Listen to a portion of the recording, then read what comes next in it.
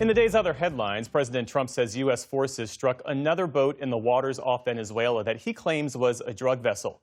Mr. Trump posted video of the strike on social media, saying all 6 people aboard were killed and that no U.S. forces were harmed. It marks the 5th deadly strike in the Caribbean against alleged drug traffickers, which the Trump administration is treating as unlawful combatants who can be met with military force. Democrats and those opposed to the administration's actions say the strikes violate U.S. and international law. Also today, President Trump hosted Argentina's President Javier Milei at the White House, where he threatened to end U.S. assistance to that country if its internal politics don't go the way Mr. Trump wants. If he loses, we are not going to be generous with Argentina. The president said he would not, in his words, waste our time with further investments if Argentina turns away from Milei's policies in that country's upcoming midterm elections. President Trump sees an ideological ally in the right-wing leader who is up for re-election in 2027. The visit comes after the U.S. provided $20 billion in aid to Argentina. The administration denies that it was a bailout. Later in the afternoon, President Trump awarded Charlie Kirk with a posthumous Presidential Medal of Freedom, the nation's highest civilian honor.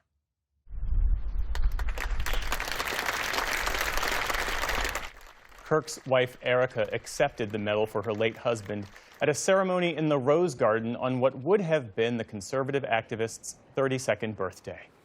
The man who set fire to the Pennsylvania governor's mansion in April pleaded guilty today to attempted murder and other charges.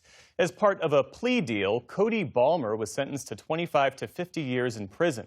Governor Josh Shapiro and his family were sleeping inside when the 38-year-old scaled a fence and used beer bottles filled with gasoline to start the fire. No one was injured, but Balmer told police he planned to beat Shapiro with a small sledgehammer if he had found him. Shapiro told reporters today the guilty plea amounted to real accountability, and he warned of the dangers of such attacks. Good morning. I think it's important that in this time of rising political violence that none of us grow numb to it or accept this as the normal course of doing business for elected officials. Balmer turned himself in the day after the attack. His family has said he suffers from mental health issues. A massive Pacific storm is battering the West Coast from California to the Rockies with heavy rain, flash floods, and damaging winds. The sudden storm, known as a microburst, tore through Tempe, Arizona late Monday. High winds ripped the roof off a business and collapsed part of an apartment complex. Some parts of Southern California saw more than 3 inches of rain this morning as authorities evacuated more than 100 homes. The National Weather Service issued flash flood warnings for areas that suffered recent wildfires, making them more susceptible to mudslides. LA officials say they are staying prepared. The evacuation warning will be in effect for the burn scarred. There'll be strike teams, rescue teams, helicopters are all here at Station 59. And this is out of an abundance of caution. We are hoping that the system will not be as bad as this, but of course we want to be extremely prepared. Meantime, a massive Atlantic storm known as a nor'easter is moving away from the U.S., but not before it created dangerous, choppy seas from the mid-Atlantic to New England, leading to this water rescue off the coast of Cape Cod. In Madagascar, an elite military unit claimed power today after that nation's president was removed in an apparent coup. Outside City Hall in the nation's capital, protesters celebrated the transfer of power after weeks of anti-government demonstrations. The announcement of military control came shortly after Parliament voted overwhelmingly to impeach the country's president. The military says it will appoint a prime minister to quickly form a new civilian government.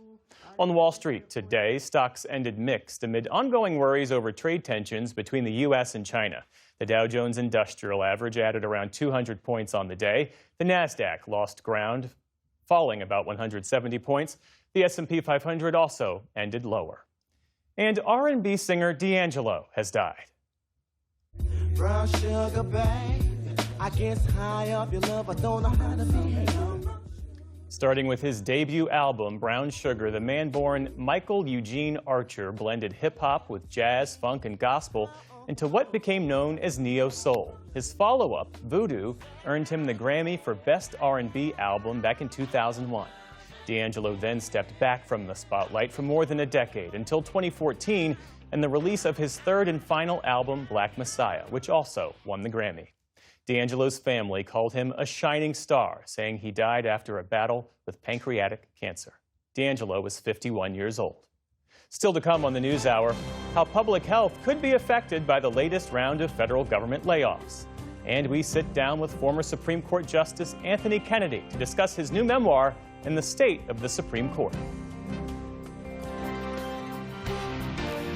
This is the PBS NewsHour from the David M. Rubenstein Studio at WETA in Washington, and in the West from the Walter Cronkite School of Journalism at Arizona State University.